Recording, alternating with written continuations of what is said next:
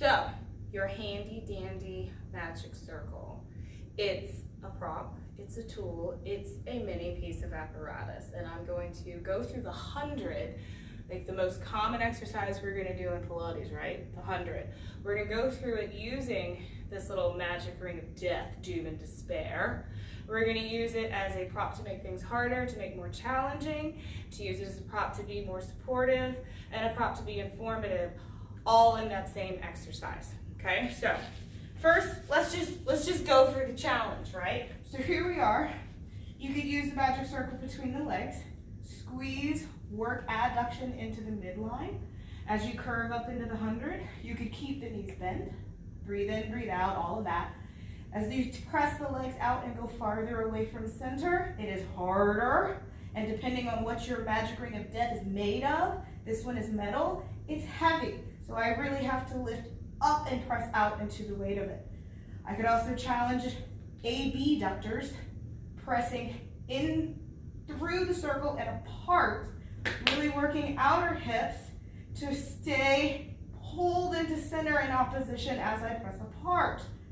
That was a fun challenge. Through the hands, you could pulse, reach back, and pulse down. You can make it one even squeeze, and down, and reach, and down. That's enough for the challenge portion, okay? Let's go for supportive. Let's support now.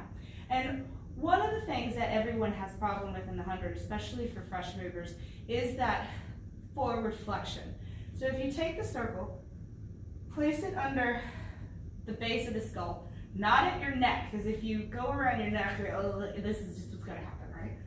So let me get it up underneath this mass of curls.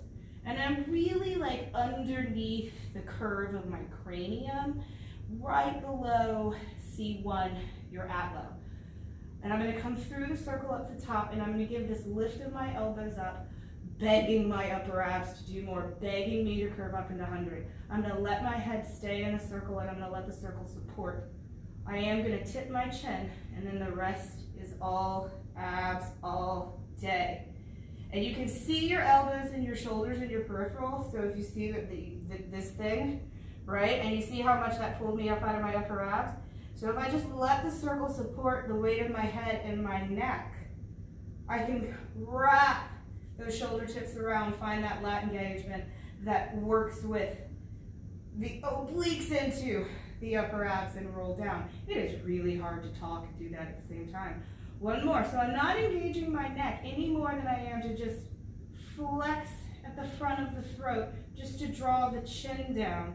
And then the rest is abs, right? And there's the 100 curve. And you could keep one hand up in the circle and take your pulse. You could do that, right? And you are supporting the curve, strengthening the abs. You could do little pulses, till eventually you or your client is strong enough to keep that curve. Now about that informative, right? So here's how I like to work informative. I'm gonna take a circle, end over end, both legs on top. This really works better if you have the kind of circle that is a square block here. It does work a little bit better than this. You're able to keep the circle really still if you have the square block. This might have a little bit of roll side to side, but you're trying not to roll, okay? So as information, if I gather into center, one unit of the legs reaching out through the tail, let me smooth out so you can see the lines, right? As I press down, I don't want to feel it kick back into my low back. I want to feel it ground my hips and reach out. If I curve up, the pumping of the arms doesn't need to be as vigorous, because what I'm trying to watch is that midline. And the circle is supporting me, and it is giving me the information. If you start to see that circle drift, well then you're drifting. Pull it back to center, right? If you see that circle bouncing, well then you're bouncing.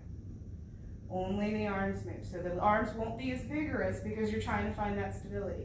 If you want to add a little bit of challenge, picking up one leg, you can see and you can feel the information of the weight shift to get one leg to come up.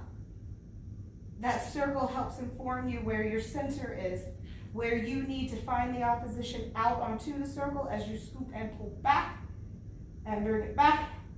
And here we go for the double leg. And the circle will fall, but that's okay. And there you have it.